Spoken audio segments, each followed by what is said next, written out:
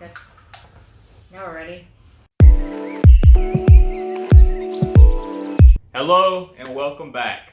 If you're new to our channel, welcome and thank you for checking us out. So today we are going to be telling some stories on the Story couch. Story Couch. So, since it's almost Valentine's Day, we figured it's the perfect time to talk about relationship. We wanted to talk about our relationship first before diving into other relationship topics because we want you to understand why we think the way we think and why we give opinions the way we do. Some people think that we met, just got together, and Voila. yeah, end of story. It wasn't like that. It wasn't just easy peasy. So come along on this flashback journey with us, and hopefully you can learn a thing or two about the mistakes I made. So, Dalton and I met in Japan in 2016, and we were both in the military. So when I met Dalton, he only had 8 months left before he was supposed to get out. And when he got out, I would have another whole year left until I got out. So technically, we would have to be in a long distance relationship for it to work. And Dalton at the time told me he didn't want to do long distance relationship because of his past. Yeah, so in my past I had a long-term relationship. I got cheated on, and after that I just kind of started doing no relationships, just having fun. So when I met Shara, I was still in that mindset of I didn't really want a relationship. So after hearing all of this, that he didn't want a relationship, me being the optimistic, chill person that I am, I was like, okay, cool, we can be friends. I won't fall for him, yada, yada, yada. And in the back of my mind, I had a little spark of hope. The more we talked, the more it was harder not to fall for him. We hung out all the time. We enjoyed each other's company. We had chemistry. And what I loved about him is he never missed a good morning or a good night. He was always the first one to text me. Indeed, I was. Still do. He would hold my hand in public, and this was all a little new to me because my past relationship, I was cheated on so many times, so you could say that my standards were pretty low. And also, in my past experience, I had an ex where he flipped out because I wanted to change his music on his phone, or he would never answer any of my calls because he was doing his little side business, Side. Yeah, and so with Dalton, he was the opposite, so it's really hard not to get attached. Now, as weeks go by, we basically hung out like almost every day at this point, like after work. And I'd be lying if I said I wasn't falling for him. I constantly wondered if it was ever going anywhere, and I read into his every move. And ladies, don't lie, I know you've been there, to where you have that spark of hope, and you're like, is it gonna go anywhere? Is it not? But at the same time, he said like he didn't want a relationship. So come Valentine's Day, I didn't expect shit from him because I wasn't his girlfriend. And to my surprise, he left me a little present on the bed, and it had a Hello Kitty. I don't know. Book bag like thing. Yeah, but you got me a Hello Kitty, like chopsticks and stuff. Yeah. Like, it's just a little food set. And to the people that know me know I love Hello Kitty. And he got me my favorite brand of chocolates, the exact brand of cigarettes that I smoked when I used to smoke. And I thought, like, damn, he really carefully thought about the gifts that he was going to give me. And also, I was questioning our relationship status because I wasn't his girlfriend. And at the same time, like, here I am. Yeah, he was making me feel special, so I was mind fucking you. Yeah, I was going crazy at this point because he was still hinting he didn't want a long distance relationship. Not really relationship, but long distance relationship is, yeah. Also, when I met Dalton, I met him at a dark time in his life.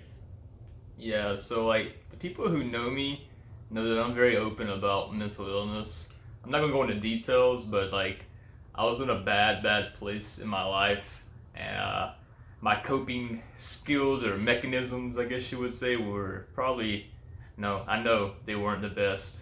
because I basically became an alcoholic, spent all my money on drinks and stuff I didn't need, and was just doing a lot of dumb stuff to help, I guess, try to make my pain, go away. And it took me a long time to get to where I am, and I wouldn't have got to where I am without Shara. So, okay, go ahead. But don't lie to me, ladies. You know, you think you can fix somebody, and you really can't.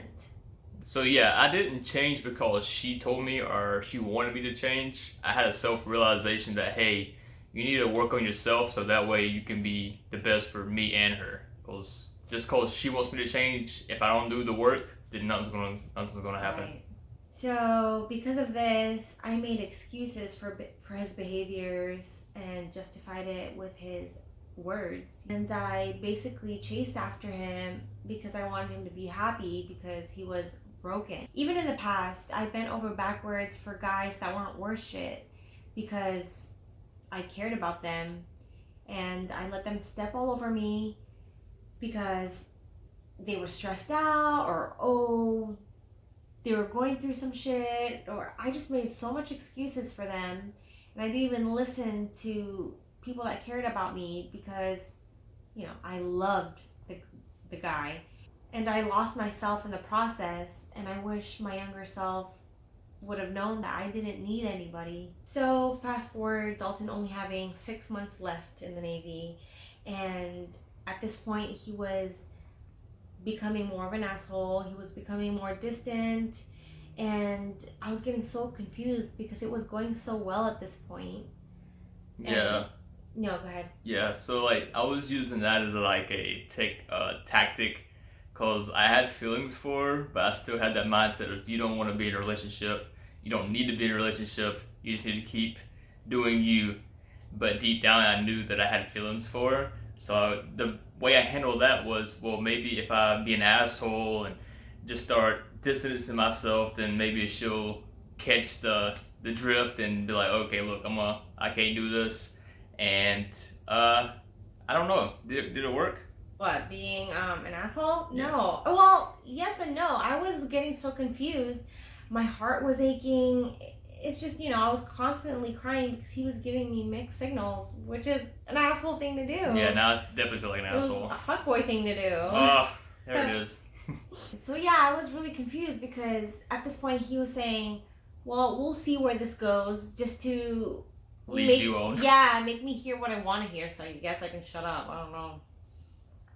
So, like I said, I was constantly crying. I was really heartbroken because you have no idea. He was really such an asshole at this point, and I was like, he was just not treating me right. And one day, I just woke up and realized, Shira, what the heck are you doing? Like, why are you letting this guy step all over you? You weren't raised to be pathetic. You're a bad bitch. So I woke up to this realization that I didn't need a man. One day I woke up and decided I choose me, because if I don't love myself, I'm just going to constantly keep repeating history. So I wrote Dalton this 3-page long letter saying goodbye. And it wasn't really a bitter letter. It was I think it was really sweet and poetic, honestly. It was, yeah. Maybe comment down below, and if I get enough comments, I'll share the letter. There'll be a lot of comments. So on this letter, I poured out everything I felt, everything I wanted to say, and after that, that was it. I told myself I was done. Like, this is serious for me, because as much as, you know, I really didn't want to end it because I really cared about him, but like I said, I needed to choose me. Being the douchebag that I was when I got the letter, I thought she was just like playing around. I was like, oh, okay, well, I'll see you tomorrow. Well, that didn't happen at all. Yeah, like I said, I was serious with my words. Just dead serious. She even gave me a parting gift. Socks. Yeah, well, he liked colorful, weird socks. So it was Easter, and I gave him this little chocolate egg. Yeah, it was chocolate sound egg, like and I put socks in it. Of course, the chocolate were wrapped, and I put socks in it and a note saying it was a Harry Potter reference Yeah. to where Dobby is free if you get socks. So I put Dalton is free. So yeah. Yeah, I still got that hanging on my board over there. Like a big boulder has just lifted off my chest. I felt so empowered. Like it felt so good to actually choose myself. And you know what? I actually really thought like God was testing me. If I really did choose myself. No, she did. She definitely did. Before, when I used to pray, I would pray for, or pray and beg basically for specific people to stay in my life. Now, that year, I changed the way I prayed. It was, God, I trust you. If Dalton was the right person for me, great. If not, it's okay. I know you're going to lead me to the right person. Like, I know you're writing me that love story I deserve. And I had faith. So fast forward a couple of days after the letter, my little pathetic ass is calling, texting, trying to FaceTime, doing some stalking night missions, look around, nothing. She don't want to have anything to do with me at all. Nothing, nada. He just left me alone at this point because he knew like I really wasn't gonna say anything back to him. I didn't even read it. And he messaged me one night asking to talk. And I was like, what does this motherfucker want? Like, what does he have to talk about with me? Like, there's nothing to talk about. Like, honestly, like I said, I felt so empowered. Like, I didn't care anymore. Like, Bad bitch. yeah, bad bitch energy. But, you know, I agreed to, like, just hear him out. Like, let's see what this dude had to say. And he walked, or he ran, basically, like, to my barracks. It was 10 at night. It was a 15-minute walk. This motherfucker. Because it was raining. It was, oh, okay. But I got there, hyperventilating. Alright, well, when he got there, he said some corny ass shit to me. Canned corn. He was like, he said, you know, the woman that I love is right in front of me all along, and you know, I want to try and make this work because I don't want to regret this because I'm being a coward, and at least if it doesn't work, at least we could say we tried. Yep, that sounds about right. But yeah, it was the corniest shit he's ever said to me, ever. To this day. Yeah, and I was like, well, if this motherfucker were serious, you better prove it. So, he kneeled down and asked me to be his girlfriend. I don't know what the whole kneeling means. Yeah, you did, bitch. You did. Possibly. I don't know. I was hyperventilating. I was just tired. Like, The power walk really exhausted me. The rain hit me in the face. Yeah, it was a really corny ass night, I would say. After that, we did long distance for a whole year, and different time zones. Yeah, different time zones. I told myself that I wanted to do long distance, you know, with anyone that I was going to be in a relationship with before marriage, because like I said, I've been heartbroken and cheated on in the past, and they were right near me. So I wanted to know how he was going to be when I was afar. So, and it was the best decision we've ever made. Yeah, it was. Because now I probably wouldn't be here with you right now. Yeah. Don't get us wrong though. It was hard. It was ups and downs, but it also grew, made our bond stronger. Mm-hmm. So highly recommended. Maybe like a 5 out of 10. Love is such a complex thing, you know. It's different situations for everybody. But what is universal and can apply to everything is, 1, don't ever beg for a woman or a man's love. 2, if they really cared, you won't have to question it at all. 3, have faith and trust that the right person will come along. But first, you have to love yourself. I cannot stress that enough. As cliche as that sounds, it's the truth. You know, Dalton knows that I don't need him, but I want him, and that's why I stay. Number 4, what's meant to be, will be. Mm-hmm. Trust me. 5, if you're going through a heartbreak, especially like Valentine's Day is coming, it's okay, you know. If it's meant to be, like I said, will be, and this is only gonna make you stronger if you decide to learn from it. If is the biggest thing. If. Yeah, and you don't repeat it. And finally, number 6. Make sure you remember this.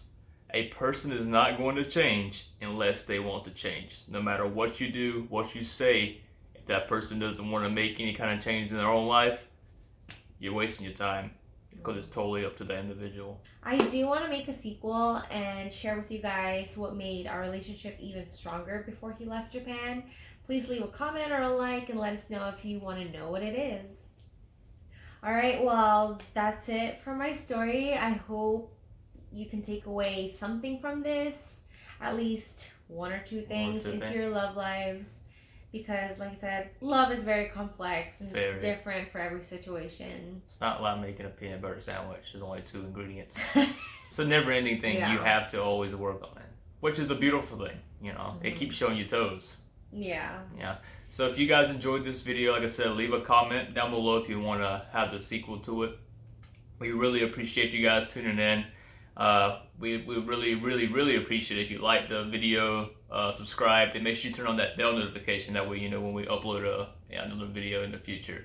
Until next time, thank you guys. Thank you. Have a wonderful Valentine's Day and stay blessed.